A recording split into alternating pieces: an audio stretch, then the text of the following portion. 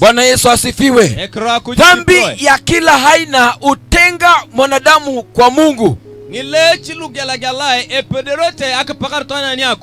Dhambi ya uisharati utenga mwanadamu na Mungu. Dhambi ya kukunywa pombe chakari utenga mwanadamu na Mungu. Dhambi ya vita, ugomvi, dhambi ya kila haina umtenganisha mwanadamu na Mungu.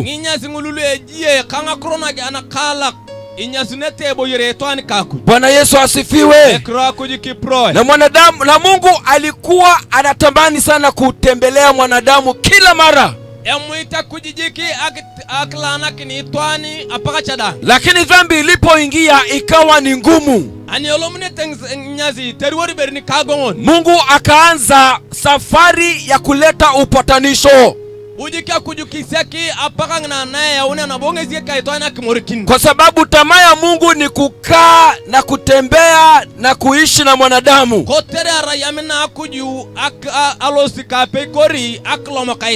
Bwana Yesu asifiwe. Yesu alipopaa angani, Biblia inasema alienda kutuandalia makao, ili siku moja tuje tuishi pamoja naye. Lakini dhambi itatuzuia tusiishi pamoja na Mungu. Bwana Yesu asifiwe. Mungu akawa na mpango ya kuleta upatanisho kati yeye na mwanadamu. Ukiangalia katika bustani mwa Edeni, Mungu alichinja mwana kondoo, ikiwa ni njia moja ya kufunika uchi wa mwanadamu. Mtu wa Mungu, nataka unisikilize. Wakati dhambi inapoingia kwa mwanadamu, inakufanya kuwa uchi kwa dunia nzima. Inaleta aibu kwa maisha yako. Inaleta kudharauliwa katika maisha yako. Unaweza ona mtu ambaye amechanganyikiwa, ameingia kwa dhambi, inaleta aibu kwenye maisha yake.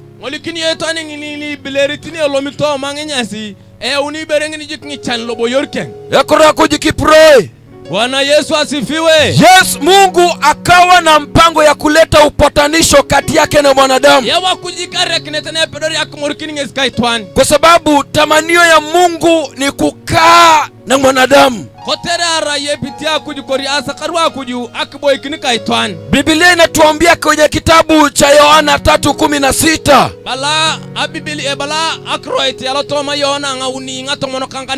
ya kwamba Mungu baada ya kupenda ulimwengu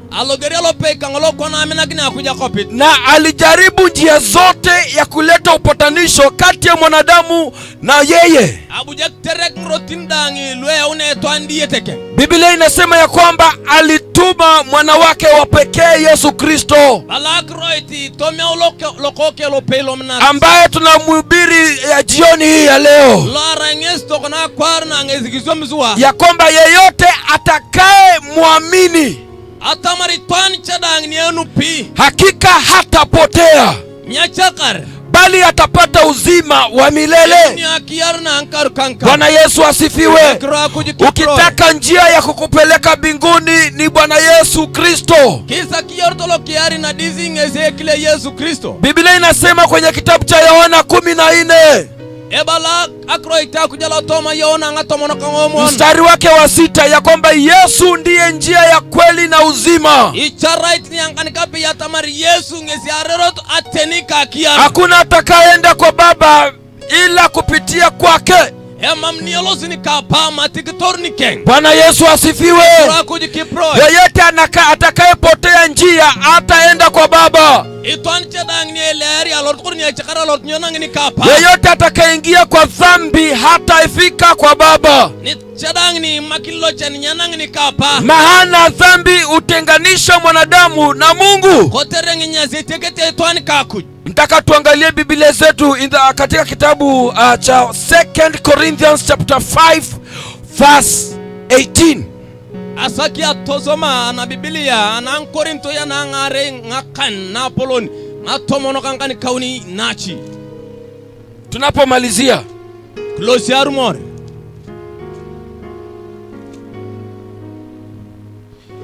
Nitasoma, Biblia inasema hivi. Wakorintho wa pili 5:18. Tunasoma mpaka 21. Lakini vyote pia vyatokana na Mungu aliyetupatanisha sisi na nafsi yake kwa Kristo, naye alitupa huduma ya upatanisho. Yaani Mungu alikuwa ndani ya Kristo akiupatanisha ulimwengu na nafsi yake, asiwahesabie makosa yao, naye ametia ndani yetu neno la upatanisho. Verse 20. Basi tu wajumbe kwa ajili ya Kristo, kana kwamba Mungu anasihi kwa vinywa vyetu, twaomba ninyi kwa ajili ya Kristo mpatanishwe na Mungu. Yeye asiyejua dhambi alimfanya kuwa dhambi kwa ajili yetu, ili sisi tupate kuwa haki ya Mungu katika yeye. Bwana Yesu asifiwe. Verse 21 ndio nataka tuangalie.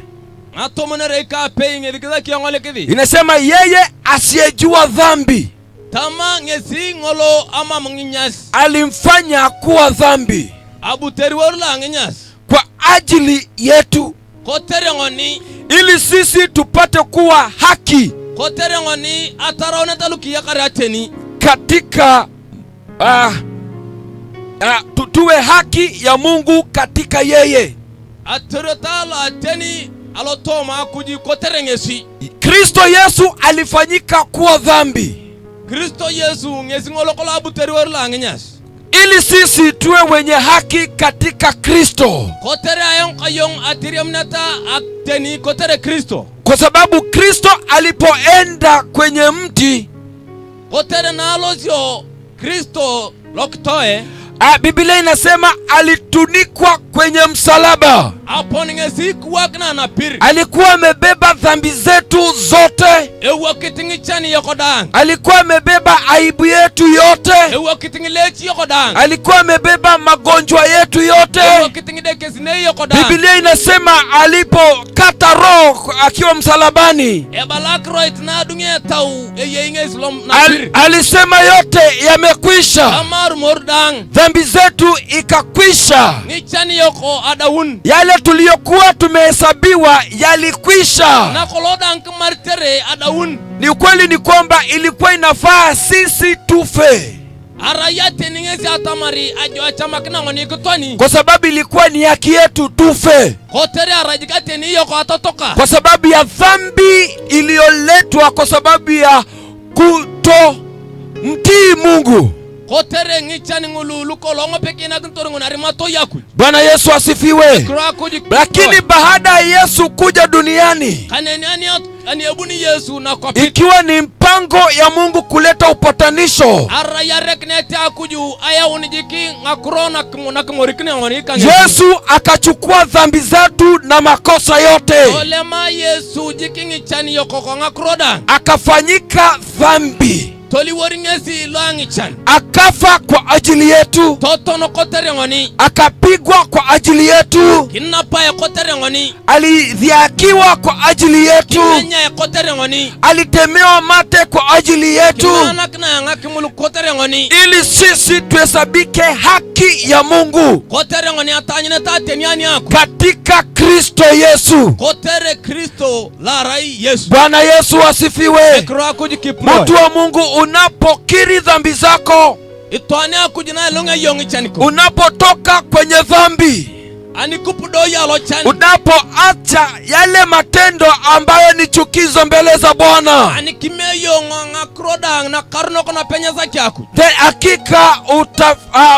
hakika utafanyika haki mbele za Mungu, kwa sababu kwa imani Kristo alichukua dhambi zetu zote, na sisi tukahesabika haki katika yeye. Bwana Yesu asifiwe. Unapomkubali Yesu katika maisha yako, Yesu ubadilisha maisha ya watu. Hata kama dhambi zako ni nyekundu kama damu, Yesu ubadilisha na kuwa nyeupe kama theluji. Umkubali Yesu jioni hii ya leo, maana Mungu alimtuma awe upatanisho,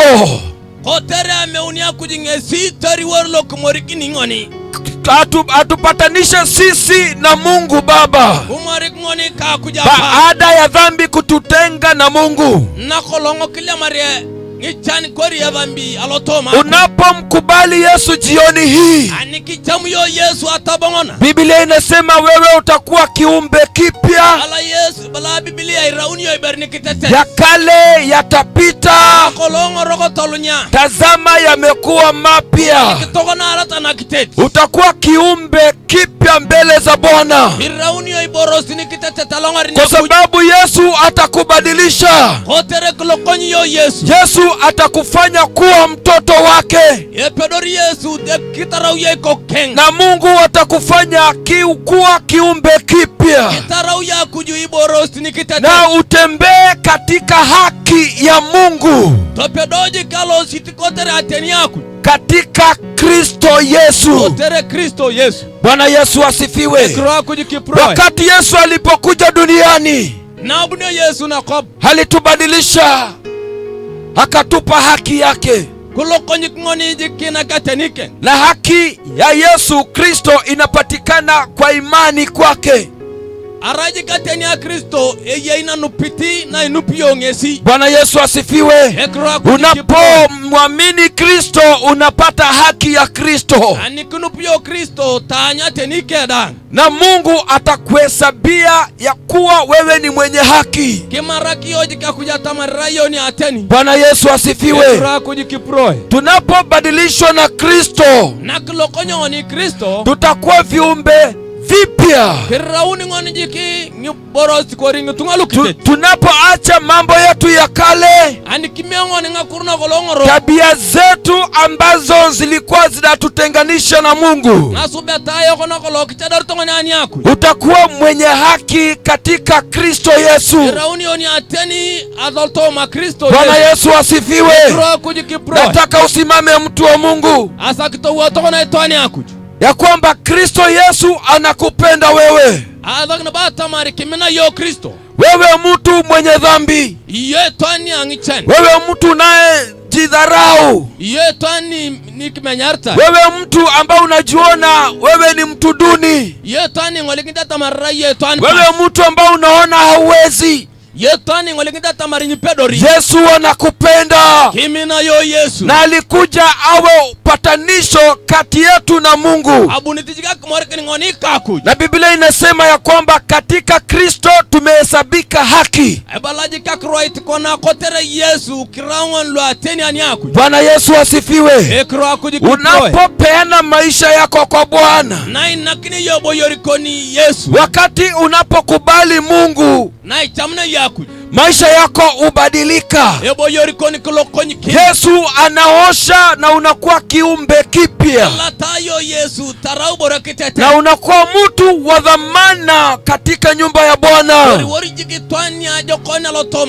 Unakuwa chombo cha kuheshimika. Bwana Yesu asifiwe. Nataka nizungumzie yule ambaye hajapeana maisha yake kwa Bwana, ya kwamba leo ndio siku nzuri kwako atamare akwarna kajikna jokonna ya kupenda maisha yako kwa Mungu, na inakne yo Yesu oboyor ili Mungu akutengeneze, akuheshimishe, kutosubakna ya kujaneru morteri warni arimato, na utumike kwenye nyumba yake kama chombo cha dhamana. tepedojiki akitumia yalo toma kaikeke irai Mtu wa Mungu, hii nafasi imeleta kwako jioni hii ya leo, ambaye ni nafasi nzuri yako kubadilika, nafasi yako nzuri ya kuachia Mungu maisha yako, ili apate kukuongoza na kukuheshimisha. Biblia inasema ya kwamba utapata uzima wa milele. Bwana Yesu asifiwe. Inua tu mkono wako juu tunapoomba. Unaweza simama, mtu wa Mungu, tunapoomba. Nataka ujiangalie na umtazame Yesu. Yesu amepanua mikono yake wazi kwako. Anasema, mwanangu njoo. Anasema, mwanangu njoo. Mwanangu njoo. Nimekutamani sana, njoo. Dunia ni mbaya, njoo. Kwa sababu ya dhambi, wewe njoo. Nitakubadilisha, nitakuinua, nitakubariki, na kisha baadaye nitakupa uzima wa milele. Kuna mtu katikati yetu ambaye hajaokoka. Kuna mtu katikati yetu hajaokoka. Nataka nikupe hiyo nafasi, mtu wa Mungu. Nataka nikupe hiyo nafasi nzuri, mtu wa Mungu, ili umkubali Yesu na umpe Yesu maisha yako, kwa sababu bila Yesu hatuna maisha. Bila Yesu hauna maisha. Ni Yesu tu ndiye maisha yetu. Bwana Yesu asifiwe. Inua mkono wako tuombe. Baba, kwa jina la Yesu Kristo, ninakushukuru na kuinua jina lako. Asante Mfalme kwa wema wako. Ninakubariki jioni hii kwa uzima ambao umetujalia. Asante kwa wokovu. Asante Bwana kwa neno lako la upatanisho, ya kwamba ulikuja duniani ili uwe upatanisho kati ya mwanadamu na Mungu. Hakika Bwana, ulikufa kwa ajili yetu, na kisha tukahesabika kuwa haki katika Kristo. Asante Bwana, maana wewe ni mwenye uzima. Asante Bwana, maana wewe ni mwenye rehema. Ninakushukuru kwa sababu ya mji huu wa Kang'atodha. Ninaomba Bwana ubariki mji wa Kang'atodha. Ninaomba Bwana uinue watu wa Kang'atodha, na kila roho ambayo inapinga neno lako katika mji huu, any spirit of manipulation, in the mighty name of Jesus Christ, I command to disappear. I command to be drawn to the pit of hell, in the mighty name of Jesus Christ. Achilia watu wa Mungu wawe na uhuru wa Kristo Yesu. Asante Bwana, maana wewe ni Mungu mkuu, unaishi milele katika maisha yetu. Mungu wangu, tunaliinua jina lako jioni hii. Asante Mfalme wa ajabu, utukuzwe na uabudiwe. Ninakushukuru kwa neno lako, uinuliwe na uabudiwe. Wangapi wangependa kuokoka? Wangapi wangependa kuokoka? Kama ungependa kuokoka, inua tu. Kama ungependa kuokoka, asante. Mungu wa ajabu awabariki, na Mungu awatende mema. Endelea kukaa katika wokovu, na Mungu atakuheshimisha. Mungu atafuta jina lako kwenye kitabu cha hukumu, na tayari ameandika jina lako kwenye kitabu cha uzima. Tembea katika wokovu wa Mungu, topedoji kalos kotere ayu alotoma ayuno. Na wewe utakuwa mtu wa dhamana katika nyumba yake. Na irauni etwani nokoto alongari nyaka yako. Mungu awabariki. Kitopia yako. Tutakuwa tena na video na mambo mengine. Kiteto kanda bongi torbei kanga kurna che. Mungu awabariki na watende mema. Kitopia yako jikutosbena jo. Amen. Amen.